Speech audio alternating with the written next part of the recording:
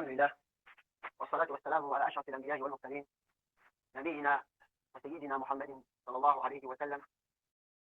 أشهد أن لا إله إلا الله وحده لا شريك له إكرارا به وتوحيدا، وأشهد أن محمدا عبده ورسوله صلى الله عليه وسلم تسليما مزيدا.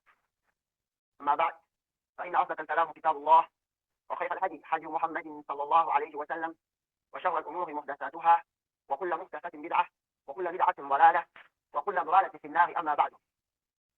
Nous devons appartenir à Allah, Seigneur et Maître des mondes. Prière et salutation d'Allah, c'est celui qui a été le sceau de la prophétie, l'imam des messagers, Muhammad sallallahu alayhi wa sallam. Juste à quoi la meilleure des paroles, c'est le livre d'Allah, le Coran. C'est la meilleure des guidées du prophète Muhammad sallallahu alayhi wa sallam. Et la pire des choses dans cette religion, c'est la paix nouvelle. Toute nouveauté est une innovation. Toute innovation est un égarement. Et l'égarement conduit au feu de l'enfer, Allah nous en préserve. Et là, on était supposé commencer avec le livre Innahu Ta'awun al-Qulub, al-Alama, Cheikh Mohammed Saïd Raslan, Hafidahullah. Mais, vu que c'est un court épître qu'on peut finir en une séance, nous avons jugé bon, comme il a été tawfiq, de réviser le livre qui a précédé, au vu de son importance de nos jours, sur le Da'watina, les fondements de notre prêche. Les grands points que nous avions développés en étudiant ce livre étaient, premièrement, la définition du manhaj, l'identification des salafs. La définition du manhaj, l'identification des salafs. L'obligation de s'affilier au salaf et le fondement de la prêche de ceux qui s'affilient au salaf. Ça, c'était les 4 points qu'on avait abordés. Définition du manhaj, identification des salafs, l'obligation de s'affilier au manhaj des salafs, et le 4e point, le fondement de la da'wah, de la prédication de ceux qui s'affilient au salaf. Premièrement, nous avions dit, le manhaj, c'est la voie. De manière générale, manhaj, c'est le chemin sur lequel on marche, la voie qu'on emprunte. Et nous avons dit que cette voie-là, elle est diverse en ce qui concerne la religion, et elle s'est diversifiée. Comme Allah subhanahu wa ta'ala, il a dit dans le Coran, dans Surat al-Fatiha, Ihdina as-sirat al-mustaqim. Allah nous a ordonné de prononcer cette parole-là. Ihdina as-sirat al-mustaqim, dans toutes les prières. Une invocation que l'on prononce pour Allah, mène-nous sur le chemin droit. Et nous avions dit que la conséquence de cette invocation, c'est qu'il y a des chemins qui ne sont pas droits. Si Allah nous a institué de demander chaque fois, Ihdina as-sirat al-mustaqim, pour Allah, mène-nous sur le chemin droit, ça suppose qu'il y a des chemins qui ne sont pas droits. Bon, le manhaj, de manière générale, c'est le chemin. Mais en islam, il y a plusieurs chemins. Il y a plusieurs chemins qui se sont créés. Donc, si on se regarde seulement, je suis le manhaj, je suis la voie, on dit non, ce n'est pas suffisant de dire cela.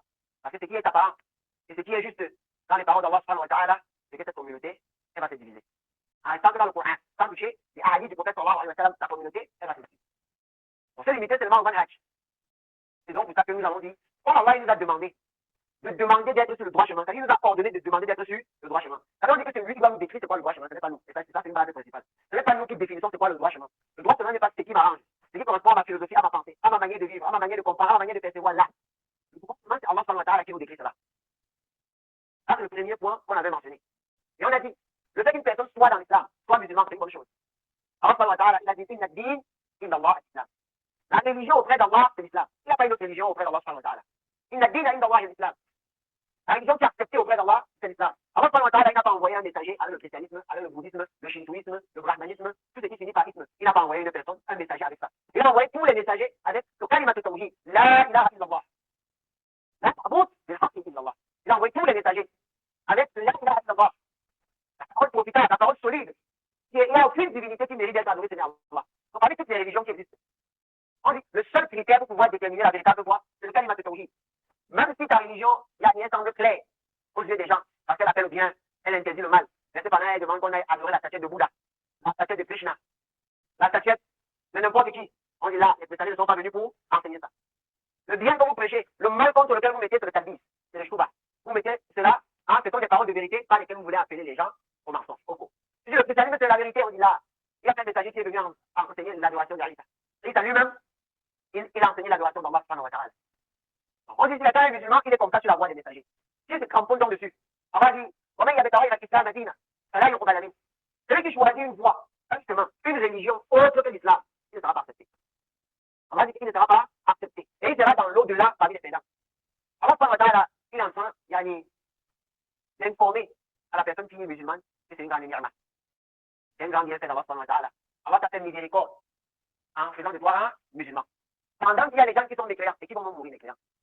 Mais, quand tu es musulman, ça ne suffit pas. Le fait de dire je suis musulman, je fais ces prières 5 fois par jour, ça ne suffit pas. Pourquoi nous disons ça? C'est dans le Coran. Alors, la plupart demandé qu'on demande le droit chemin. Ça veut dire qu'il y a toujours des possibilités qu'on soit égaré après avoir été musulman. En ce moment, ne nous assure pas en juin. Il a dit, voilà, illa wa antum muslimun. Alors, il ne mourrait qu'en tant que musulman.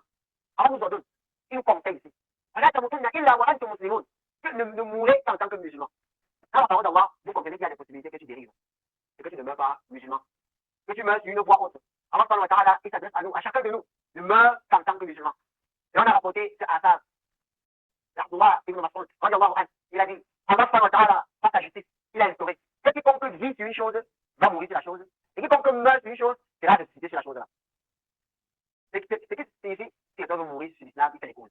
À savoir accepter les causes. Il fait les causes pour mourir sur l'islam. Et s'il meurt sur l'islam, il sera ressuscité derrière le prophète Mohammed sallallahu alayhi wa sallam. C'est une bonne chose. La personne doit donc faire les causes pour se stabiliser. Parce qu'Allah subhanahu wa ta'ala, en donnant les clés, il est invisible.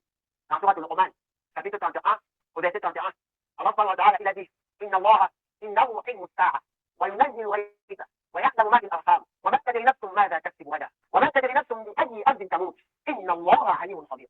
Allah dit, c'est auprès d'Allah que se trouve la science. La science est de l'heure. Quand est-ce que le monde va finir? La science se trouve auprès d'Allah. C'est Allah qui fait descendre la pluie. Qui sait comment fait descendre la pluie, qui la fait descendre? C'est Allah qui connaît ce qui se cache dans les matrices des femmes, ce qui se trouve dans les matrices. C'est-à-dire, à partir du moment où une femme a eu la relation avec un homme et qu'elle a conçu, au moment où Allah subhanahu wa ta'ala, il sait de quel sexe est-ce qu'il s'agit. Les parties qui nous intéressent, Allah dit, personne ne sait ce qu'il arrivera demain. Personne ne connaît ce qui va arriver très prochainement.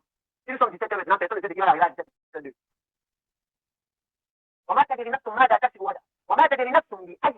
Et personne ne sait dans quelle situation c'est quelqu'un qui va mourir. Allah est le plus savant. Il convient donc aux musulmans de faire les causes. Celui qui veut mourir sur la guidée doit vivre sur la guidée. Quelqu'un ne doit pas espérer qu'il va vivre sur l'égarement. Il dit, comme Haoula Akoufa, il dit, je vais vivre ma vie. Ma vie m'appartient. Et quand je vais mourir, je vais me repentir. Comme s'il y a un texto que l'ange de la mort va d'abord me l'envoyer pour prévenir que demain je vais venir, donc repens-toi. Comme s'il y a un mail ou bien un message sur WhatsApp que l'ange de la mort va écrire que bon, Allah m'a déjà demandé de venir prendre ton âme là. Là, on va te trouver où que tu sois, sur la moto. Même en traversant la route, tu te prends, tu restes dans le camion, vient t'écraser. Ça peut te prévenir. La personne doit faire les causes. La personne doit faire les causes pour mourir à la fin. Maintenant, le droit chemin là. Quel est ce chemin? Al-Manhaj, de manière générale, ce sont les voies. Et de manière spécifique, la voie à laquelle tout le monde doit s'approcher, c'est la voie de l'islam.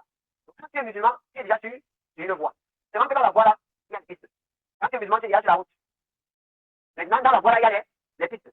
Maintenant, il faut se rassurer. La preuve de ça, c'est la parole d'Allah qui dit national comme vous. Maintenant, comme il y a les voies, quelle est donc la voie qu'il faut suivre? Allah, il a décrit les musulmans dans le Coran. Et il a dit que, au jour de la résurrection, dans la communauté de Mohammed, sallallahu alayhi wa sallam, il y aura deux catégories. Ça veut dire bonjour, on s'assoit bonjour. Les gens dont les visages vont briller et les gens dont les visages vont s'assombrer. Abdullah ibn Abbas, wa alayhi wa sallam. Abdullah ibn Abbas, radiallahu anhuma, lorsqu'il commentait ce verset, il a dit tabilat bonjour ahli sunnah, wa taswat bonjour ahli bidah. Il a dit les gens dont les visages vont briller, ce sont les gens de la sunna. Et les gens dont les visages vont s'assombrer, ce sont les gens de la bidah. Pour l'instant, on a compris que quand tu es musulman, tu es sur la voie. Maintenant, dans ce passage, on comprend encore que la voie est segmentée en deux. Ahl sunna wa ahl bidah. Les gens de la sunna et les gens de l'innovation. Maintenant, tu veux être parmi qui? Les gens dont les visages vont s'assombrer ou ceux dont les visages vont briller? Ceux dont les visages, parce qu'Allah dit à ceux, dans le même verset là, à ceux dont les visages vont briller, Allah subhanahu wa ta'ala leur fera un beau paradis. Où ils vont demeurer éternellement.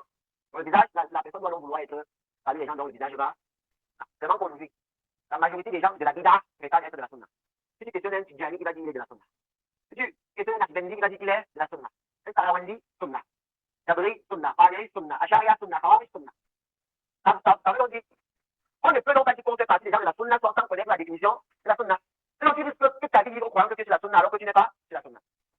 J'espère que ça présente cette faille. Maintenant, ce n'est donc pas nous qui allons définir c'est quoi la sunna. Là, la définition de la sunna, ça doit venir du meilleur des hommes, Muhammad sallallahu alayhi wa sallam. Parce que nous disons que le messager a dit, le prophète alayhi wa sallam, chaque fois qu'il montait sur le mimbar, il disait que la meilleure des paroles, c'est la parole d'Allah. Et la meilleure des idées, c'est la guidée de son messager. C'est-à-dire qu'il faut connaître la définition de la sunna. Il nous faut apporter la parole d'Allah. Et il nous faut apporter la parole du messager pour s'étancher. Maintenant, tu ne retires rien. On se limite seulement aux sources, à ce qui a été révélé. Pour comprendre vraiment qui sont les véritables gens de la sunna. Pour pouvoir distinguer de ceux qui prétendent être de la sunna.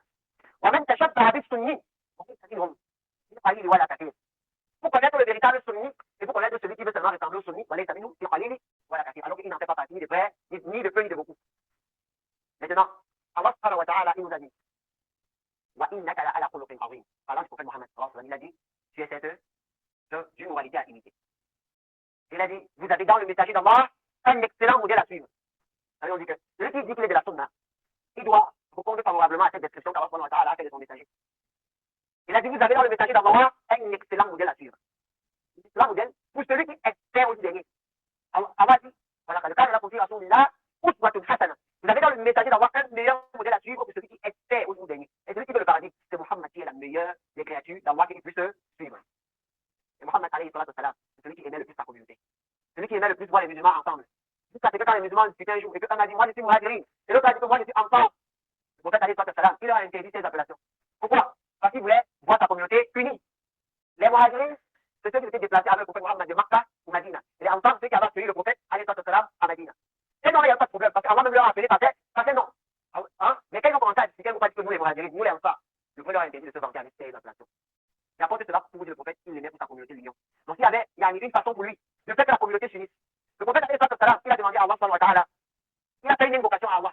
Il a demandé à Allah fasse que les musulmans soient unis. Le prophète a fait une invocation. Il a demandé à Allah fasse que les musulmans soient unis. C'est le messager d'Allah. Celui qu'Allah aime. Il a dit à Allah, je veux que ma communauté soit unie. Allah a refusé son droit. Allah a refusé le droit du prophète Mohammed que la communauté soit unie. Il a refusé. La conséquence, c'est quoi? C'est que la communauté va se diviser. Si le prophète a demandé, Allah a refusé, ça signifie que la communauté va se diviser. Enfin, nous allons donner la solution. Diviser, c'est une maladie. Maintenant, il faut le médicament. Le prophète alayhi salatu salam, il a compté plusieurs paroles. On va commencer. Il a dit, je vous ai laissé deux choses, sur lesquelles, si vous vous cramponnez, vous ne vous égareriez jamais. Le livre d'Allah et ma sunna. Bon, le véritable sunni, c'est celui qui a un sujet, il traite avec quoi? Le livre d'Allah et la sunna du messager. Il ne traite pas avec la philosophie et la dialectique, ni avec la rhétorique, ni avec l'analyse grammaticale. Tu dis à une personne qu'Allah a dit. Il dit que oui, quand on voit l'analyse logique, quand tu vois la proposition indépendante, on se laisse.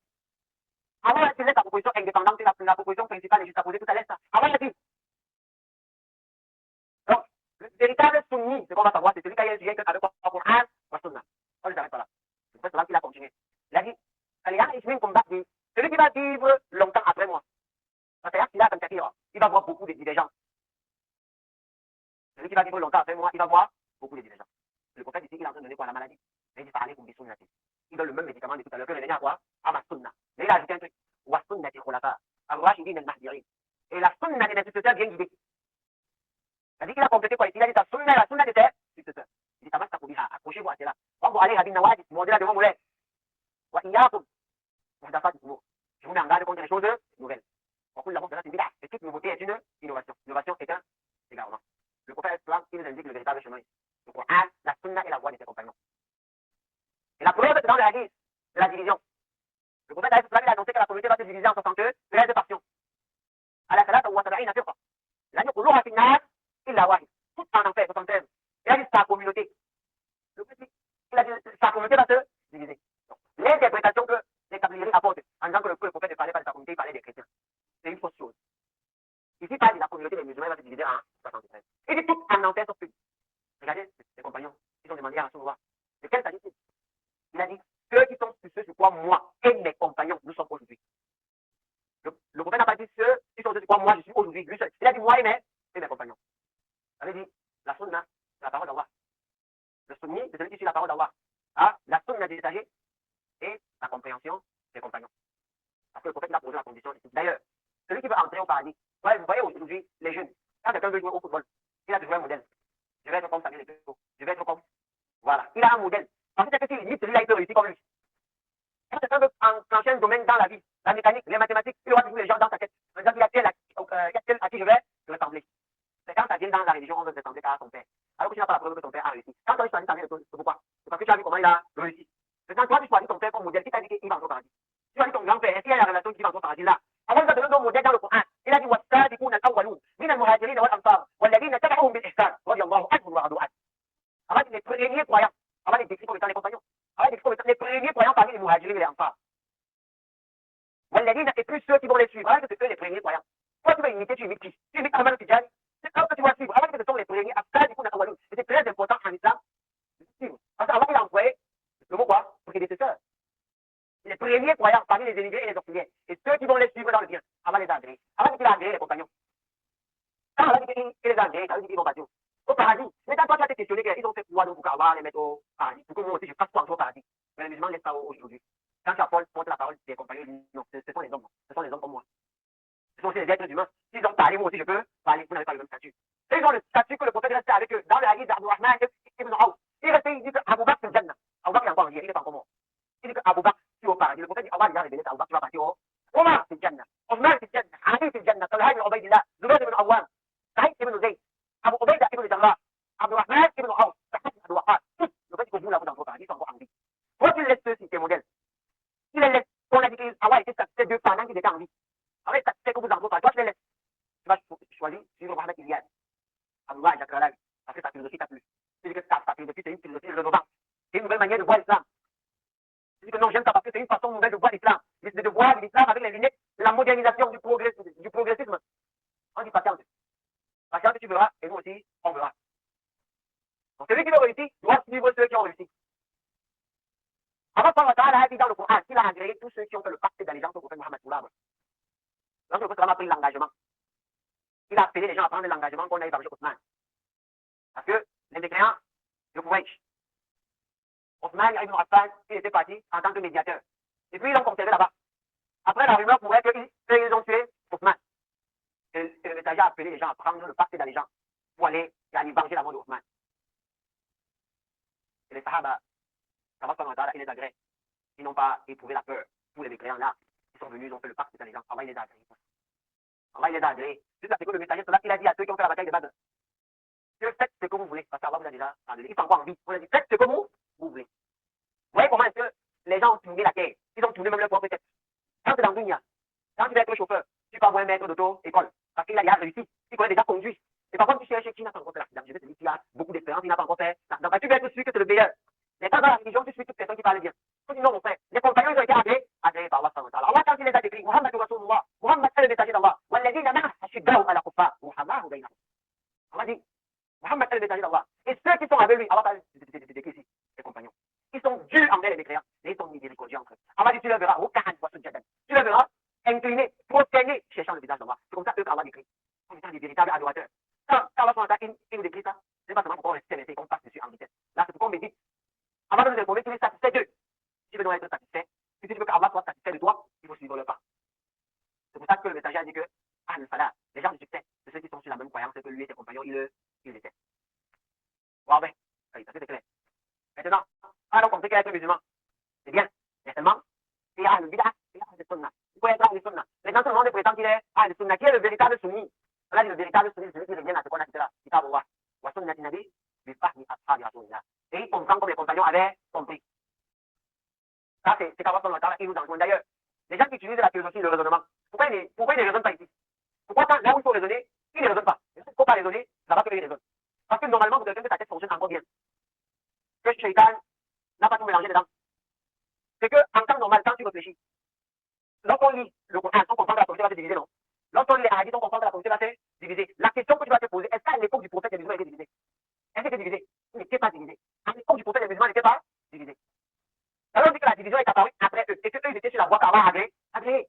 Donc logiquement, ça veut dire que parmi toutes les tendances qu'on entend là, que chaque fois tu entends les tendances, tu vois simplement qu'il n'y avait pas tout ça à l'époque du prophète, c'était une seule aqida, une seule manhaj.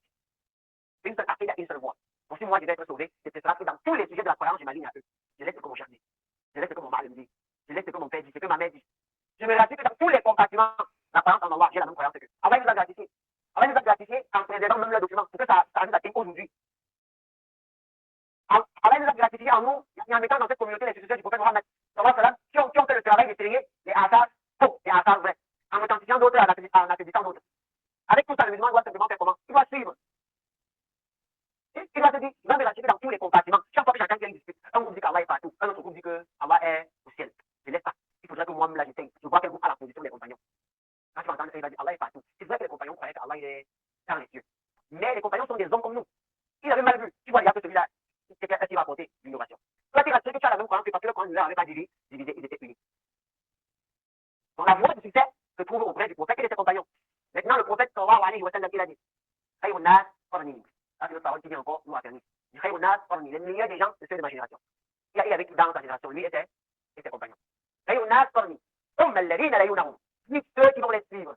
parlant de ceux qu'on appelle tabi'in. Tabi'in, on peut expliquer terre à terre comme les élèves des compagnons. Comme Al-Ladina, et puis les élèves des compagnons. Ça fait combien de générations? 3 générations. Et cette génération, c'était sur une seule aqidah et un seul manhaj.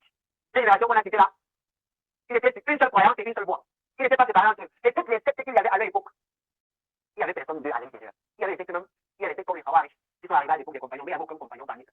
Donc les gens des compagnons sont encore en vie devant eux. Ils ont expliqué, ils ne viennent pas demander aux compagnons. Les compagnons, à notre époque, les compagnons, elles sont encore là. Mais ceux-là, l'un également était vraiment manifeste. Parce que les compagnons sont encore en vie. Ils sont encore partis les questionner. Il y a encore l'imam du tafsir.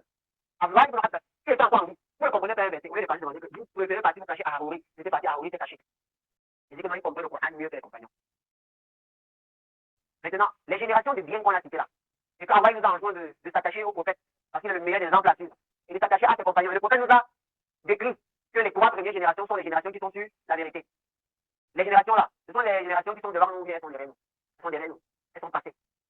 En arabe, donc, les gens qui nous ont précédés, hein, les prédécesseurs, on appelle salaf. Donc, par rapport à nous, les générations là sont appelées les salaf. Et les salaf pour parler. Pourquoi? Parce que si on mettait la définition basse, c'est-à-dire que tout ce mon grand-père qui est mort avant moi, c'est un salaf. Parce qu'il m'a précédé. Si on définit seulement à dire qu'il faut suivre la voie des salaf, quelqu'un va te dire que la voie que je suis là, c'est la voie de mon grand-père. Là, nous on dit salaf pour parler. On met les pieux prédécesseurs parce que c'est Allah qui les a rendus, c'est Allah qui les a agréés pour nous, pour que nous on les suive. Les 3 premières générations. Ce n'est pas Amadou Tidjani, ni Inyas, ni Bamba, ni Abdullah Zakralawi, ni Mohamed Ilyas, ni Mohamed Loula. Ce ne serait pas ces personnes-là. C'est le prophète alayhi salam, ses compagnons et ceux qui l'auront suivi dans le livre. Vous comprenez donc avec moi que, partant de la base qu'on a déposée depuis le commencement, c'est un peu musulman, c'est bien. Mais qu'il y a le sunnah wa le bid'ah. Vous comprenez donc que si tu veux faire partie des sunnis, dont le visage va s'éclairer le jour de la résurrection, il faudrait obligatoirement, tant que tu n'aies le choix, obligatoirement que tu t'affilies au salaf pour parler. Et que tu dises, ah, salafi, je suis salafi. Que tu dises que je suis salafi. Et que tu les suis véritablement. Que ce ne soit pas seulement un moyen pour toi de gagner le cœur des gens, d'attirer les gens à toi. Et je suis salafi et tu suis les salafis. Parce que le prophète, sallallahu alayhi wa sallam, il a dit, à sa fille Fatima, il a dit à Fatima, patience. Patience, parce que je suis pour toi le meilleur salaf. Le salaf qui s'est identifié comme étant le salaf par rapport à Fatima. Et il dit à Fatima, patience. Parce que moi, je suis le meilleur salaf. Je suis le meilleur exemple pour toi dans la patience. Donc, par rapport au prophète, Fatima, elle était quoi? Salafiyat. Elle était, parce qu'elle suivait le prophète, sallallahu alayhi wa sallam. Le prophète lui-même, alayhi wa sallam, Allah a commandé de suivre les prophètes qui l'ont précédé. Ça veut dire que par rapport par rapport aux messagers et prophètes qui ont suivi, le messager alayhi wa sallam, lui, il était quoi? Salafi. Parce qu'il était sur le manhaj, la aqidah d'Ibrahim, wa Moussa, wa Yaqub, wa Isa. Il était sur le aqidah et sur le manhaj. Il convient donc à la personne d'obligatoirement, ce n'est même pas un choix. Il convient à la personne obligatoirement de dire qu'il est salafi. Obligatoirement, de s'affilier au manhaj des salafis. Si seulement tu es musulman, et que tu appelles les gens à être musulmans, uniquement tu te caches derrière cette appellation-là. Comme lorsqu'on étudiait le livre Usul Da'watina. Le cheikh Mohamed Saïd Raslan, il a dit فإن التفصيل فإن الأمور تتبين. C'est dans le détail, les choses s'éclaircissent. Quand seulement je suis musulman, et avec toi les soufis, tu vois que le soufi, il dit qu'il est chrétien. Là, il dit qu'il est musulman. Le tafsiri, il dit qu'il est quoi? Musulman. Donc toutes ces voies également du ciel sont musulmanes. Donc cela ne suffit pas. Tu es musulman, oui, si je suis musulman, sunni, salafi. Parce que je me limite à la croyance des pieux prédécesseurs. Ça fait 2 des 4 points qu'on avait révisés. 2 des 4 points. C'est quoi le manhaj? Hein? Maintenant, quels sont les gens à qui on doit s'appuyer? C'est-à-dire l'obligation de s'appuyer au manhaj des salafs. Maintenant, comment à notre époque, si on reconnaît un salaf? C'était ça le but du livre qu'on a étudié. Comment à notre époque, on reconnaît un salaf? On reconnaît un salaf à la taille de sa barbe, ou bien au pantalon sauté. Ça fait partie des caractéristiques des gens de la sunna. Ça fait partie de l'apparence que la personne doit avoir. Ça ne soit pas de la sunna, mais ce n'est pas ça qui te rassure que quelqu'un est salafi. Ce n'est pas ça qui te rassure que quelqu'un est salafi. Quelqu'un est salafi lorsqu'il a la aqidah salafiyya et qu'il est cramponné au manhaj salafiyya. Et on avait dit, la aqidah c'est ta croyance. Tu dois avoir une croyance identique à la croyance des compagnons. Et tu dois marcher sur leur pas pour protéger ta croyance. Parce que si tu as même une bonne croyance et que tu marches sur un mauvais chemin, ta croyance, tu vas la perdre. C'est comme quelqu'un à qui on donne de l'eau. Hein? On donne de l'eau dans le seau. Et puis à la route, tu dois tu sors à la maison. La route est bien plate. Lui, tu vas prendre la route, tu montes, tu descends, tu montes, tu descends. Est-ce qu'il arrivera à la maison avec l'eau? Quand il y a tout baissé en route. Tu arrives, tu un peu comme ça. Le seau d'eau là, c'est ta foi. Le chemin des salafés doit comme ça. Donc quand tu portes le seau d'eau là, marche sur le chemin des salafs. Si tu prends les pistes là, tu vas monter, descendre. La foi là va partir petit à petit, jusqu'à ce que tu peux croire en Allah. C'est pour ça que le chemin de la vida, c'est dangereux. Le chemin de la vida, c'est dangereux. Maintenant, tu dois nous reconnaître le salaf. Afin que toi aussi tu sois salaf. Et que tu te cramponnes, au manhaj sahih. Premièrement, on a dit, Ce n'est pas tout prédicateur que tu écoutes qui est sur la idée. Il y a des conditions, et ces conditions-là ont été établies par le prophète lui-même, par Allah dans son livre. Premièrement, la personne donne de l'importance au tawhid. C'est-à-dire qu'il appelle les gens au tawhid et il leur interdit le shirk. On s'arrête d'abord la première condition. Que la personne donne de l'importance au tawhid. De l'importance au tawhid, ça signifie quoi? Appeler les gens à la vraie signification de la ilaha illallah. La vraie signification, qui est aucune divinité ne mérite l'adoration du Seigneur, Allah. Tu l'entends appeler les gens à la vraie signification. Tu l'entends mettre en garde contre le shirk. C'est déjà une bonne chose de s'il est à ce niveau. Surtout dans cette même condition-là, tu l'as détaillé. Quand on dit détaillé, ça veut dire que il ne va pas seulement t'expliquer que là, il y a le tawhid d'Umubiya, il y a le tawhid d'Uluhiyya, il y a le tawhid Asma wa Sifat, il ne faut pas adorer les pierres, les poudres, ce n'est pas ça le tawhid. Ce n'est pas seulement ça le tawhid. Il doit détailler. Parce que pendant, lorsque vous lisez les livres de Usul, les savants qui nous ont précédés, ces livres-là tournent autour du fait d'enseigner les gens la bonne croyance, au même moment on le met en garde contre les mauvaises croyances. Donc quelqu'un ne doit pas seulement te dire, là, ça veut dire que, et après il ne te parle pas de la situation des tabliques, alors que les tabliques vivent autour de toi. Il ne te parle pas de la situation des écoles, alors qu'ils sont autour de toi. La situation des soufis, là, il doit te détailler cela. Dans ce chapitre-ci, là, il a avoir cette simple parole. C'est-à-dire cette parole que quelqu'un va dire non, elle est simple, on la comprend de façon à autre chose. C'est pour ça que les tabliques sont égarés. Eux, quand on a dit la ilaha illallah, ils ont compris ça comment? Ils ont dit la ilaha illallah, ça veut tout simplement dire que la puissance ne se trouve qu'auprès d'Allah. Regardez, quand quelqu'un entend ça, est-ce que tu penses qu'il y a une erreur? Il dit que toute la puissance, voilà, quand tu regardes comme ça, apparemment, tu vois qu'il n'y a pas d'erreur. Il dit que la ilaha illallah, il vient te flatter, oh ma soeur, et que tu dois reconnaître que toute la puissance là ne vient que d'Allah. Donc ils expliquent la ilaha illallah en disant ça, et le détail c'est quoi? Ils disent que ça veut dire que tu vas enlever la fausse certitude sur les choses et ne mettre la certitude auprès d'Allah. C'est un peu technique. C'est mal appliqué. Ils disent que tu vas enlever la fausse certitude sur les choses et mettre la vraie certitude seulement sur Allah. Qu'est-ce qu'ils veulent par là dire? Que je vous explique sur la terre.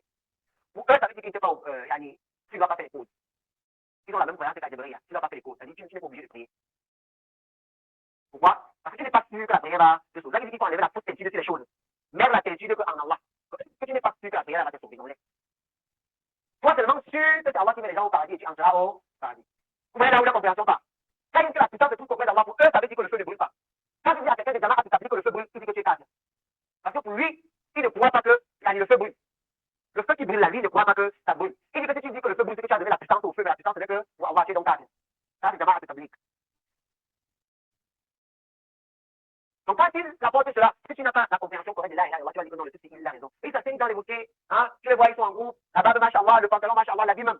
Hein, tu vois, ils commencent à dire, mon frère, laisse la puissance, enlève les fautes que tu utilises les choses et place les études car on va jamais à te tabler, tu ne dois même pas travailler. Tu ne dois même pas travailler. Ça, c'est ce qui se trouve dans le niveau de tabler au Islam. Mais tu ne dois même pas parce que là-bas, c'est comme si tu ne plaçais pas ta confiance en Allah. Alors, pour lui, tu as donné ta puissance, tu ne vas pas travailler comment? Pour eux, ils voient ça comme le couvre. Les petites tabliers qu'il y a là, ils ne connaissent pas la croyance même. Certains parmi eux ne connaissent pas la croyance du fondateur. Vous savez, quand tu dis comme ça, une personne qui va te dire que vous êtes mon frère, c'est la religion pour le salut. Les religions, quand tu viens dans la c'est pas. Sinon, tu peux fuir. Comment la religion, c'est pas le créateur. Tu peux faire la vérité.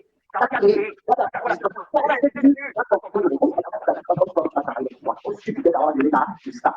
C'est pour ça que tu es là. L'heure de la le prophète, il a travaillé. Nous, alayhi salam, il n'a pas conçu l'âge. Il a fait l'école. Il voulait bien s'asseoir. Il est venu là, avant, il va se soulever, je vais voler dans les endroits, il a fait l'école, il a compris. Le prophète, il a travaillé. Il a été ministre en dans l'agriculture. Il a travaillé.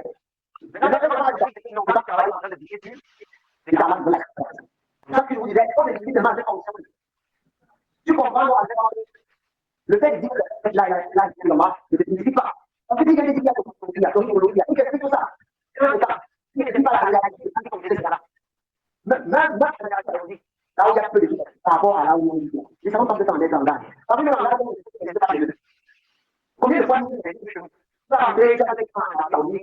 tu viens pour le faire, on essaie de passer à autre chose, on va créer, les musulmans sont des frères, il ne faut pas adorer les pierres, il ne faut pas adorer les arbres, le musulman, dans sa tête, il va voir la suite, on va dire, les seules personnes qui vont voir dans sa tête, c'est pour le soufi.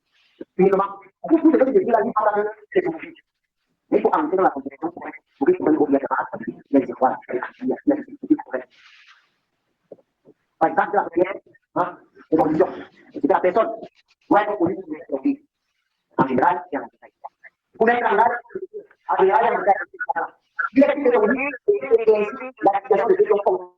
la situazione quotidiana mais andare a dire che parlare del campo di déjà des conditions. Parler de ça. Déjà des conditions, le fait qu'il ait la santé, laisse voler, pas avancer. Deuxième, c'est que la personne doit appeler les gens. Il doit appeler les gens. Et ils vont être en bas de la dans le reste, c'est quoi la sunna, pas parce que quelqu'un va se dire sunna, sunna, celui-là. Donc, Ahmed, il a dit, sur le sunna, la base de la sunna. Non, la sunna, quand il parle de sunna, il y a pas mal, auprès des enseignants, qui faisaient partie des meilleurs gens.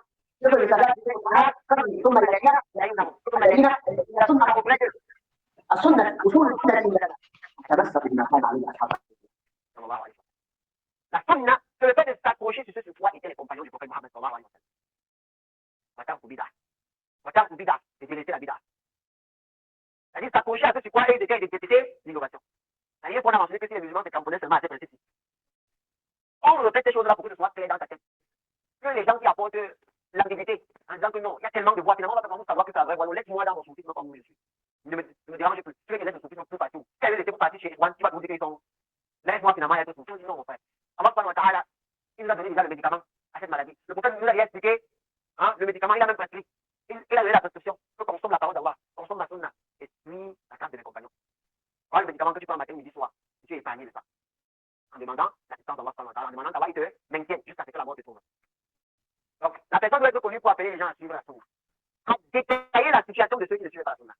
Il doit être connu pour interdire la bid'a et la détailler. Pas seulement d'une manière générale que la bid'a n'est pas bien. Alors qu'au même moment, on voit comment il marche avec tout type de personnes. Il fait des conférences avec eux, hein, il enseigne avec eux, il fait alliance avec eux dans la religion. Il leur permet de parler. Il dit non, c'est la religion. Hein? Ne regardez pas la personne. Écoute seulement ce qu'il te dit. Laisse chercher qu'il est croit, non, laisse. Ce qu'il te dit, c'est la vérité. Prends seulement. Ce n'est pas comme ça qu'on fonctionne. Là, si quelqu'un est connu pour ne pas être là, on ne prend rien de lui. Quand je rien, c'est rien. Parce qu'il y a des gens, quand tu vas dire, cette personne-là, est-ce que tu as vu en lui les caractéristiques de la salafia? Il dit non. Après, tu dis, pourquoi je suis qui dit quand même la vérité? On dit laisse, parce que la vérité, elle se trouve aussi auprès des gens. C'est la sunna. Pourquoi tu veux la vérité là que chez lui? Ça veut dire que quelle autre acceptation des gens? Pourquoi tu veux seulement la vérité chez lui? Alors que tu sais qu'il n'est pas salafi. Pour la vérité qui prête, ça se trouve aussi auprès des gens de là. La sunna va plutôt suivre ça chez eux. Même la langue arabe, tu n'es pas attentif, tu apprends la langue arabe chez les soufis. Tu vas sortir de là avec beaucoup de paroles de coufre et de chiens. Dans la livre, il y a beaucoup d'apprendre l'arabe qu'avec ça. Avant, on m'a dit, je prends les intentions. Je fais, voilà, il y a l'imam Ibrahim à la mosquée de laquelle il dit répète. Répète. C'est lui ton enseignant dans l'arabe, tu comprends quoi? Tu le comprends et tu répètes quand tu répètes. Après, toi aussi, quand, le long que tu vas comprendre, la parole sera tellement enjolivée dans ton cœur, qui te sera difficile de délaisser ça. C'est pour ça qu'il était connu auprès des salafs, l'imam Fabouni. Il a dit la tajlis, il a fait une bid'a. Il a pas pour interdire avec Allah. Ne t'assois pas avec les gens de l'innovation, ne t'assois pas avec les gens, ne t'écoute pas. Parce que je veux que la malédiction descende sur toi. Cette malédiction-là, c'est que ça se va te pénètre. Et je commence à dire non, il est rationnel. Il est même plus rationnel que beaucoup de savants que je suis. Il est logique. Hein, parce que les gens ont compris la vie. On parle du vote. Tu vas écouter, Cheikh Albani va te dire des choses comme ça. Mais le truc, c'est plus logique. Il connaît mieux la science que les savants. Il maîtrise mieux la science. Moi, je préfère. Hein. Est-ce que les gens comme Karim Ramadan, là, on doit discuter sur le cas? Quelqu'un que les koufars, ils t'autorisent de venir enseigner l'islam dans leur université. Ils sont d'accord avec la forme d'islam que toi, tu enseignes. Il y a une preuve suffisante que toi, là, tu as un problème. Parce que tu viens à l'université, on te permet d'enseigner l'islam aux non-musulmans. Les mécréants te permettent, toi, d'enseigner l'islam aux non, et tu enseignes depuis 15 ans. Ils n'ont aucun problème avec toi. Que tu as un souci. Que tu as un véritable. On ne doit pas détailler vraiment le cas des gens là quand tu vois de façon apparente comme ça. Après, on a dit que la personne ne doit pas seulement prétendre qu'il est sunni. Parce que les fondements que les savants ont établis, il faut faire comment? Il faut distinguer le véritable sunni, comme un tachat d'habit sunni, et celui qui veut seulement ressembler au sunni. Voilà, il s'agit de faire aller les voilà alors qu'il ne fait pas partie des gens de la sunna ni de peur, ni de beaucoup. C'est pour ça qu'on établit ces fondements-là. Et quand on établit, je ne suis pas là. Moi, je ne suis personne. On parle des imams de la communauté. Et ça, la preuve auprès d'eux, c'était connu. Maintenant, la troisième des choses, ce que nous on appelle, à ce que les choses soient jugées par la loi d'Allah. Que tous les compartiments de la vie des musulmans soient régis par la loi d'Allah. C'est-à-dire que quand on a un problème, que ce soit dans la aqidah, quand il y a le manhaj, quand al-muhamalat, quand al-akhlaq, les transactions, le comportement, la moralité, chaque fois qu'on a un problème, on est jugé par la loi d'Allah. La loi d'Allah concerne donc tous les compartiments de la vie. Il faudrait bien que tu remarques cela. Que tu remarques cela sache le prédicateur que tu prétends qu'il est salafiste. C'est pour ça que le frère Moumouni Ibn Ahmed al-Maghribi, il se tenait lorsque Rachid Adjei dit que j'étais salafiste. Hein, il dit j'étais salafiste, je suis la vidéo où c'était Wahdi et monté. Et dans la vidéo, il dit qu'il était salafiste, mais il n'est plus. On dit qu'il était d'abord salafiste avant de sortir. Hein? Non, l'Ismaël Mounir. Même Nal Abouane, ils ont sorti les vidéos au moment où il a pris de se monter grâce. Parce qu'il y a un moment où le salaire des imams de la République en France avait doublé. Il fallait montrer au gouvernement que non, c'est avec eux. Chacun dira son tour ses désavoirs seulement que je ne suis même plus que vous pensez que j'étais salafiste. Je ne suis pas. Non, même dans vos pensées, je ne veux plus que vous pensez que je ne suis pas là. Hein? Tous ces frères, les gens qui ne sont pas connus pour être salafistes. Ils ne sont pas connus, il n'y a rien de la salafiste. Depuis que tu le connais, peut-être que Rachid a dit au monde, c'est parmi eux. Parce qu'il y a une époque là, il enseignait Akila Touasakia. Hein? Il avait enseigné, au monde, c'est peut-être qu'il avait au moins une graine. Mais il y a les autres là que depuis, il faut y a obéir à tes parents. Il y a un, que moi je suivais beaucoup à l'époque. Je me souviens que j'avais une préoccupation. Je voulais tout juste d'embrasser l'islam. Ma préoccupation était de savoir si, étant là, moi, j'avais aucun problème en partir au deuil. Je venais d'embrasser l'islam, quoi. On peut dire quand je pas au deuil, qu'on part à l'église, est-ce que j'étais en terre? Moi, j'ai démarré la vidéo de mon titre. Hein? Et sinon, c'est la fraternité dans l'humanité. Il n'y a pas de problème, de temps en temps. Hein? Tu peux aller dans l'aide d'église, c'est un moyen pour toi de faire la dawa. Aller dans l'aide d'église, c'est écouter, parce que pour combattre l'ennemi, il apprend même les paroles de Machiavel. Hein? Que pour combattre l'ennemi, il faut mieux le connaître. Il faut passer même ta foi avec lui, tu le connais mieux. C'est pour ça que le quatrième principe qu'on a dit, c'est qu'on appelle à tous les trois principes qui ont précédé là, du wasa et du sharaïya. Là, du wasa et du sharaïya, on a dit, on appelle à tous ceux qui on emploie le chemin des salafs. Les gens appellent partir s'asseoir avec les gens des dénominations avant de connaître leur cas. Ah, mais ils maîtrisaient leur cas, les cheveux juste aux orteils. Le chef Rabbi, quand il va voir. Et c'est pourquoi la situation de tous les sectes comme il connaît là, il est parti s'asseoir avec eux. Là, ce sont les gens à qui Allah il a donné un dossier à la prévoyance. C'est quand tu commences déjà à parler, il connaît là où tu vas arriver. Quand il commence déjà à dire que moi je pense qu'il connaît déjà que, hein, il y a des gens à l'époque qui avaient pensé comme toi. Et qui sont arrivés à quel endroit. Maintenant, si les savants eux-mêmes, ils ne partent pas s'asseoir avec les gens des innovations pour les écouter.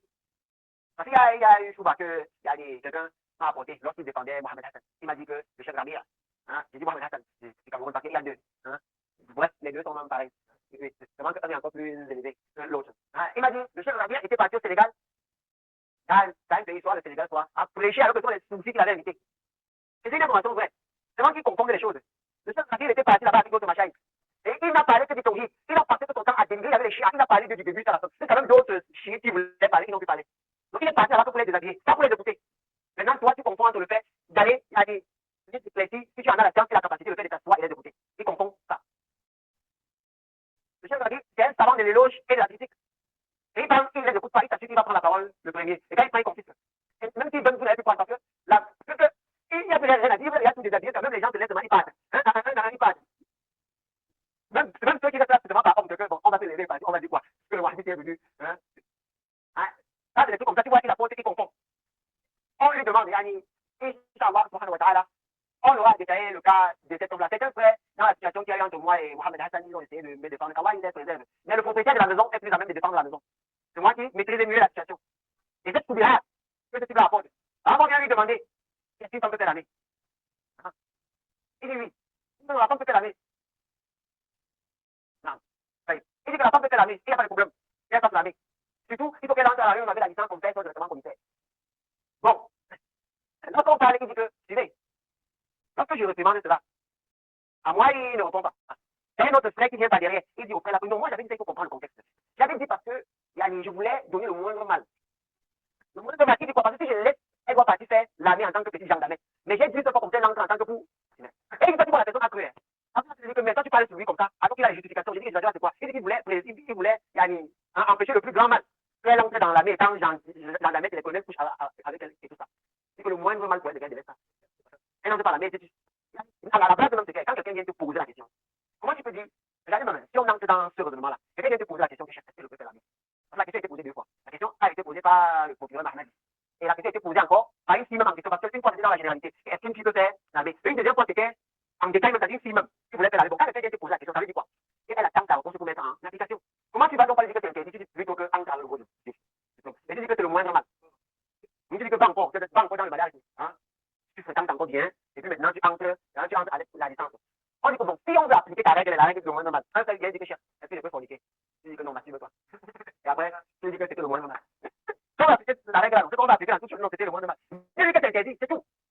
Tu dis que c'est interdit, pas que tu voulais apporter, allez, hein, des choses comme ça.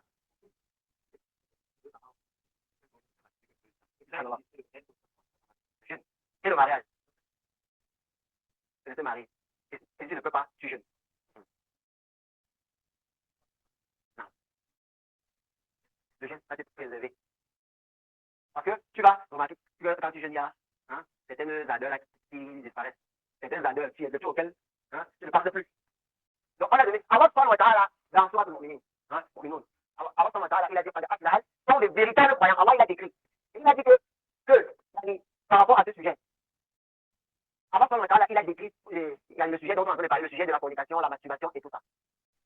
Allah dit ceux qui préservent le sexe, ils l'a, sauf avec le détournement. Avec les esclaves dont ils possèdent, les esclaves de guerre.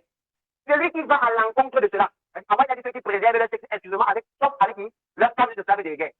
Mais celui qui va au-delà de ça, c'est un véritable pervers. Et là, on va s'entendre, il est en train de décrire les véritables croyants. Maintenant, quelqu'un va venir dire qu'il va faire l'analogie, que par rapport à la fornication, et la masturbation, l'autre se le moindre mal et tout ça, ça entre dans le verset. Celui qui va à l'encontre de ce que le prophète il a, ce qu'Allah il a rapporté ici, sauf avec les femmes et avec les esclaves dont il possède. Ça, c'est vraiment un exemple. De ce principe-là qu'on dit, ne va pas t'asseoir avec les gens des innovations. Parce qu'il va finir de donner que tu vas croire que c'est juste. Quand on met en garde contre lui, tu vas le voir, il va te justifier. Le fait que tu me rapportes tout ça, il me dit que je suis parti m'asseoir avec moi, quand je lui ai dit tout ce que tu as dit, il a répondu. Voilà ce qu'il a dit, voilà ce qu'il a dit, voilà ce qu'il a dit. Je dis, bon, tu m'apportes encore trop de travail. Parce que là, maintenant, il faut que je refute encore ce que j'avais refuté et que j'enlève les ambiguïtés de ta tête. Le sujet du deuil. Il dit non, on n'a pas bien compris ma position. Ma position, c'est que on peut aller les assister. Il dit qu'il s'est limité là. Il t'a dit qu'on va les assister à quel endroit. Comment? Parce que s'il demande qu'on va les assister, il se limite là, on peut les assister à enterrer, à faire les funérailles. Il faudrait qu'il apporte un détail. Et quand il dit tellement la parole, c'est qu'il y a un deuil dans sa famille, il va enterrer. Ça veut dire que lui, quand il parle d'assister, il parle de l'enterrement. Et Allah subhanahu wa ta'ala, il a dit voilà pour ça. Ne prie pas sur ceux qui sont morts, parmi les mécréants. Allah subhanahu wa ta'ala, il a dit Mata abada. Ne prie pas sur leur mort, à jamais, ne prie sur leur mort. Parce qu'ils ont mécru en Allah. C'est ce qu'Allah dit. C'est ça qu'on a prié sur eux, n'insiste même pas. Maintenant, si tu veux leur passer les condoléances, avant il y a ces hostilités là. Et leur rappeler qu'eux aussi ils vont mourir. C'est la meilleure façon qu'ils meurent en tant que musulmans. Et quand ils demandent assister, on va leur faire la da'wah comment aux chrétiens. On fait la da'wah comment, si on ne les assiste pas dans leurs différents événements et tout ça. Bon, quand tu vas au délai, tu vas faire la da'wah comment. Tu vas dire au DJ qu'il arrête la musique, tu veux parler. Tu vas dire qu'on ne prépare le corps et tout ça. Ça veut dire que comme ta présence n'est pas nécessaire, tu fais quoi là-bas. Ta présence n'est pas nécessaire, que tu sois là ou pas, ils vont faire leur chose. Ta présence n'est pas nécessaire. C'est ça que la présence dit qu'on va leur faire la da'wah. Parfois, le chrétien est même malade, il est mourant, le musulman ne vient pas rendre visite. Vous faites da'wah, quand il meurt, il dit qu'on va faire da'wah. Là, Allemagne, il faut être dur dessus. Il faut être dur. Et lorsque tu n'as pas vu cette caractéristique-là qu'on a citée, parce que quand quelqu'un dit qu'il va aller au deuil, c'est la da'wah. La question que tu vas poser, c'est qui t'a précédé dans ça. Pourquoi? Parce qu'on a dit que la da'wah, c'est un acte d'adoration. Et les actes d'adoration, c'est du wasa'il du sharia. En emploie les voies légiférées. À tout niveau, c'est salafia. Comme les salafis ils ont fait. Il ne t'est permis d'enterrer un mécréant que s'il n'y avait personne vraiment pour l'enterrer. S'il n'y avait personne, on peut dire le coin là. Il meurt. Seulement, personne ne s'arrête. On allait, personne, il n'est même pas de la comtesse. Le corps va se pourrir là. On peut creuser le trou, on le balance dedans. Oui, on le lance. Parce que la chose pour laquelle il est venu sur la terre, il n'a pas fait ça. Adorer Allah. Donc, c'est donc même pas une créature qui mérite des honneurs. C'est une créature qui a mécru à son Seigneur. Et quand le doigt pour lui, c'est comme si tu t'opposais à Allah. C'est comme si tu faisais le face à face. Allah dit qu'il va le mettre en enfer, quand il dit que non, Allah met le plutôt par la nuit. Allah dit que celui qui meurt en lien associé, il va en enfer, quand il dit que non. Moi, je veux que tu le mettes au paradis parce que la mère, le père du prophète, l'oncle du prophète, en parle. Nous, on affirme qu'ils iront en enfer. C'est la mère du prophète, sa mère, celle qui l'enfante. Elle est montée mécréante. Oui. Elle est montée mécréante. Et elle ira en enfer. Son oncle, Abu Talib, il a même secouru pendant 3 ans. Il quand on a fait le boycott au prophète, on ne va plus vendre la nourriture à Banu Quraysh. Rien n'en sait plus de là. Ils ont fait 3 ans dans la famille. Juste à certaines personnes parmi eux qui avaient fait la différence entre leur chair et leur os. C'est-à-dire la chair était directement collée, que le fils avait déjà tout maigri. Il y avait des mécréants qui enduiraient cela avec le prophète. Parce qu'il disait que c'était quand même quelqu'un de notre village, on ne peut pas l'abandonner. C'est-à-dire eux, ils étaient avec lui, c'était pour leur intention. La fraternité, la famille, eux, ils faisaient pas ça pour avoir. Tandis que les parents, eux, ils faisaient cela parce qu'ils savaient que le messager, ça va. Son oncle a tenu pendant 3 ans. Mais quand il voulait mourir, le messager lui dit comme mon oncle. Dis là, il a dit, on va. Eux, ils pensaient que ça allait permettre d'intercéder pour toi auprès de mon Seigneur.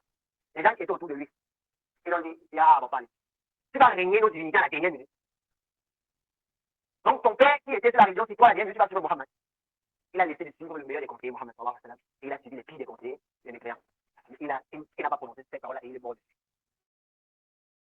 morsure, c'est la mécréance. Ça, c'est un argument contre ceux qui disent qu'il y a une possibilité pour un chrétien qui a mécru en Allah, mais qui a fait beaucoup de bien dans d'autres paradis. Il y a quel plus grand bien que le bien de secourir le prophète sallallahu alayhi wa sallam. Il a secouru, mais il ira en enfer. Allah sallallahu alayhi wa sallam, il a donné une parole que les mécréants n'entreront au paradis que lorsqu'on fera passer le chameau par le trou de l'église. Je vous dis que c'est impossible qu'ils entrent au paradis. Donc, c'était la révision hein, du livre qu'on a précédemment achevé. Inch'Allah, on va débuter le livre qu'on était supposé commencer aujourd'hui. Mais j'ai vu bon qu'on fasse d'abord une révision avant d'avancer. Non. Non. Non.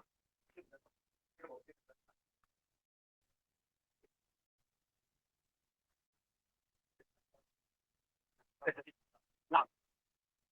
Le messager, alayhi salatu salam, dans le hadith, il a élevé d'autres péchés en leur appelant les péchés capitaux. Et ces péchés-là, il y a une erreur que les personnes demandent ce nombre de 7. Il y a 7 qui ont été rapportés dans un seul hadith. Mais il y en a plusieurs. Hein? C'est-à-dire, les grands péchés sont. Il y a des savants qui ont écrit des livres où ils ont énoncé les 100 péchés majeurs, 170, plus plusieurs péchés. Non. Donc, à la base, ce qu'on appelle péché mineur. Le péché mineur, c'est ce qui provient de l'erreur de Bani Adam.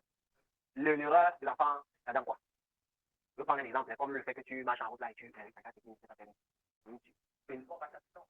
Bon, parfois, tu regardes, hein, tu regardes. Voilà. Tu regardes, tu peux ce qui n'était pas permis.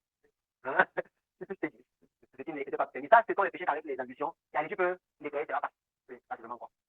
Maintenant, par rapport hein, aux désobéissances directes à la rébellion. C'est-à-dire, Allah, il a dit que ne fornique pas. Il a classé cela parmi les perversités énormes. Toi, tu forniques quand même, tu as fait un grand péché. Et l'autre là, c'est le repenti. Le repenti sincère. Parce que les petits péchés, comme on a dit, les péchés du regard, les choses que tu as écoutées qu'il ne fallait pas, hein, parfois les glissements de bouche. La bouche a glissé. L'autre là, quand tu fais les additions, ça part. Hein? Il y a une liste énorme de grands péchés. C'est que tu vas les retenir. C'est qu'il y a des choses, comme on l'a dit, l'œil, le toucher. Mais il y a aussi certaines choses. Comme par exemple le fait de saluer une femme, qui n'était pas permis. C'est la même à une femme. La manière que le prophète il a décrit cela, on comprend que c'est quelque chose d'énorme auprès d'Allah. La manière que le prophète décrit. Parce qu'il y a des péchés que quand le prophète décrit, il n'y a pas une certaine dureté par rapport à d'autres. Alors que quand il décrit, comme par exemple, le fait qu'une vieille femme lui a tendu la main. Il a dit que je préfère être transpercé par les décès que de toucher la main d'une femme qui n'est pas permis. C'est ça que c'est grave de toucher la main d'une femme. La fraternité, ça veut dire quoi? Bon, pour répondre à la première question, le grand péché, lorsque tu vois le hadith qui décrit cela, hein, tu vois la manière, tu vois une menace. La manière, tu vois une menace. C'est ça par rapport à la fraternité. Tu sais? Mon frère, c'est toi qui tu meurs sur le tawhid. Tu seras partie des gens voilà. Parce qu'on entre parler par la miséricorde d'Allah. Personne de nous ne peut dire qu'il est en travaillant. On fait les causes. Voilà, bon, je dis que la fraternité, un peu comment? Oui, ça c'est parole juste. C'est que tu viens de non, non. On est à l'école, chacun aura son bulletin. Il y a ceux qui vont tenir pour eux de la main droite et d'autres vont tenir de la main gauche. Non, non, l'autre là. Bon, alors,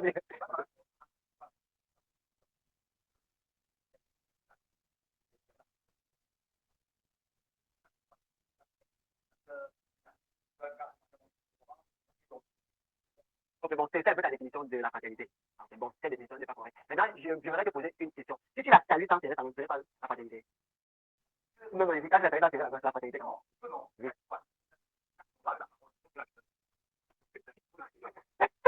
Non, bon, non, non, ça va. Ça va tout, ok, ça va tout. Ok, bon. Je vais t'éclairer dessus. Ok, ok, oui. Je vais t'éclairer dessus. Mm.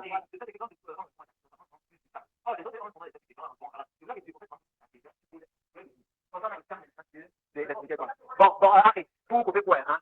Allah a posé la fraternité entre les musulmans. Et la fraternité, c'est qu'on s'entraide dans le bien, et on s'entraide pas dans le mal. C'est ça la fraternité.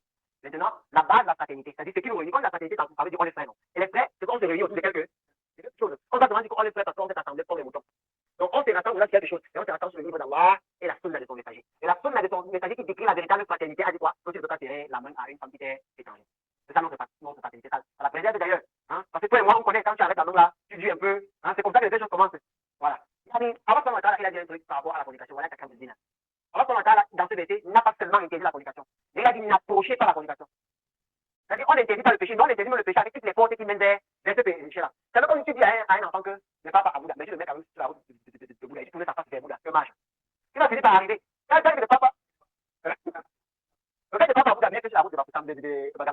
machine sort que les balancer là. Donc, avant de faire là, toutes les fois, on voit un médecin qui dit que quand j'ai salé là, ça fait quoi? Hein, vous avez tous les arrière-pensées. Non, on n'a même pas ces arrière-pensées là. Mais on sait que parmi les gens, il y aura toujours une personne que ça sera la cause qui va forniquer. Donc, c'est mieux qu'on arrête de voir tout le monde. Avant n'a pas révélé que parmi les êtres humains, toi tu peux saluer, toi tu peux pas saluer, toi tu vas saluer, toi tu peux pas là. Ça, c'est une institution qui est comment? Générale. Là, que tu sois parmi les gens des arrière-pensées ou parmi les gens qui n'ont pas les arrière-pensées, tu es toujours présent. C'est réservé. Oui. Non.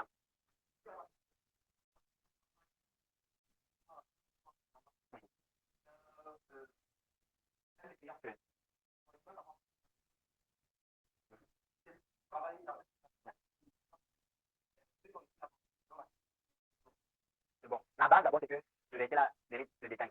Hein? Avant qu'on détaille ce verset là, il faut déjà comprendre que la loi là en question, hein, c'est-à-dire elle constitue une décréance. Mais, vu qu'un musulman qui juge par cette loi là est décréant, il faut des détails. Parce que même le verset là nécessite quoi? On détaille. Et ce n'est pas nous qui disons ça, c'est l'imam du tafsir. Donc on va dire savoir, et Wassalam qui a expliqué cela. Maintenant, parmi ceux qui jugent par autre que la loi d'Allah, il y a ceux qui ont rendu meilleure ces lois par rapport à la loi d'Allah. C'est-à-dire qu'ils ont, ils disent que ces lois-là sont meilleures que les lois d'Allah. Donc c'est plus bien, hein, ça respecte les droits de l'homme. C'est-à-dire qu'il a donc mis une loi au-dessus de la loi d'Allah. C'est celui-là qui est le décréant. Pourquoi celui qui juge par cela? Mais lui, il sait que ce n'est pas meilleur que la loi d'Allah. Il est en train de faire un grand péché.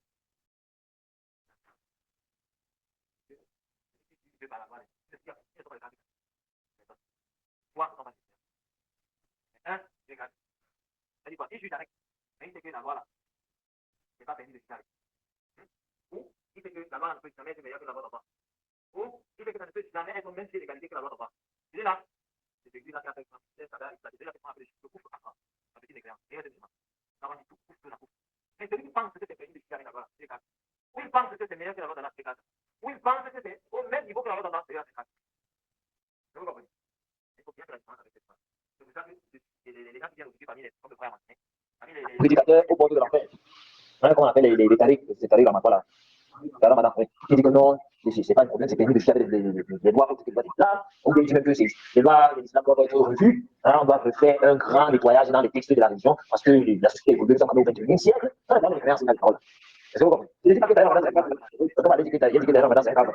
Mais celui qui dit que les paroles, c'est dangereux. C'est vous comprenez? C'est dangereux. Ça sont les paroles qui, en tout cas, ce qui me concerne, si quelqu'un dit ça, il n'est plus pas mal de gueule. Parce que vraiment, si j'ai les paroles, c'est pas grave. Pas parce qu'il dit les mécréants, mais si j'ai les paroles là, il est en train de blasphémer sur la parole d'Allah subhanahu wa ta'ala. Parce que dire que ce genre de loi là, quand c'est venu avec les musulmans, c'est venu de travailler dans le Parlement et tout ça, ça fait une raison.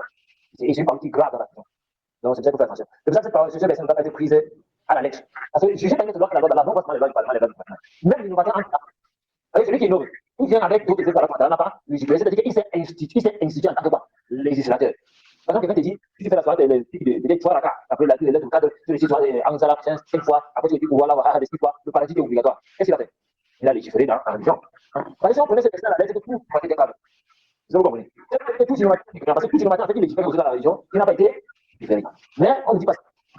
Pourquoi? Parce qu'il faut que cette chose-là soit vérifiée sur une vie. Est-ce qu'il pense que c'est meilleur que la loi d'Allah? Est-ce qu'il pense que c'est au même pied d'égalité que la loi d'Allah? Ou bien s'il pense que c'est permis de faire cela? Donc, ça, les savants disent qu'il est permis de prier les générateurs, sauf qui?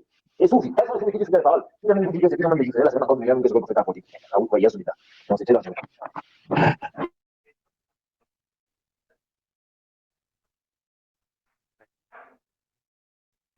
un kafir. Non. Oui, bon. C'est bon. C'est ton sujet à l'Albanie. Concernant ta question, est-ce que tu es un kafir? C'est un péché majeur. Maintenant, les koufars sont divisés en 4 catégories. Et dans les 3 autres, c'est un péché majeur. Dans un seul cas, tu as les récompenses de la voiture. Mais je connais. Attends, quand je détaille les 4 là, tu vas maintenant mettre le cas dont tu parlais dans l'un de ces 4 là. Premièrement, celui que si tu tues, tu as les récompenses. C'est pendant la guerre contre les koufars, c'est-à-dire les musulmans qui sont en guerre contre les mécréants. C'est-à-dire que le musulman qui est un soldat, dont ils ont un dirigeant à leur tête. Un exemple, par exemple, d'un pays musulman qui combat un pays mécréant. Parce qu'il y a un pays musulman qui ont à leur tête un président, un dirigeant, qui combat les mécréants. Dans le cadre du djihad, qui s'habille là. À ce moment-là, tu tues un cas, tu es récompensé. Est-ce que vous comprenez? Ça, en dehors de ce cas-là. Le deuxième cas, on a les musulmans qui vivent, les koufars, qui vivent parmi les musulmans, donc dans les pays musulmans, mais qui payent la jizya. Alors, ils sont sous la protection des musulmans. Le prophète Mohammed sallallahu alayhi wa sallam dit que celui qui tue les koufars là, il ne sentira même pas l'odeur du paradis. Est-ce que vous avez compris? Celui-là, son sang est interdit. Il est interdit de le tuer. Sauf pour une fois d'abord, sauf si tu es musulman, en ce moment, on va le tuer. Sauf pour une fois d'abord. Si on le n'a pas fait le zina, on le lapine. Non, je parle du zina, c'est la tuer, mais si c'est la fornication, on va le fouiller. Dans un pays musulman, avec les lois d'Allah. Et le troisième cas, le kafir, il y a les koufars qui ont une entente de paix avec les musulmans. Un pays mécréant qui a une entente de paix avec les pays musulmans. Par exemple, le Cameroun a une entente de paix avec l'Arabie Saoudite. Est-ce que vous comprenez? Il est interdit aux musulmans de tuer ces mécréants-là. Est-ce que vous avez compris? Ça, c'est interdit. Par exemple, il y a des musulmans qui sont au Cameroun, décident de aller tuer un chrétien ou un juif. Est-ce que vous comprenez? Quatrième cas, les koufars qui viennent dans les pays musulmans en tant que peut-être messagers ou bien pour le commerce. Donc les musulmans leur ont assuré la protection. Dans les cas des pays aujourd'hui, comme si un musulman a un visa, alors un cas pardon, a un visa ou un passeport qui l'autorise à venir dans un pays musulman, ce cas, c'est là laisse la protection des musulmans, il est interdit de tuer. Est-ce que vous avez compris? Voilà les quatre situations du musulman, du kafir à l'islam. Maintenant, ton kafir là, est-ce que tu vois dans quel cas il va entrer? C'est pas dans quel cas il va entrer. C'est un? Il est où?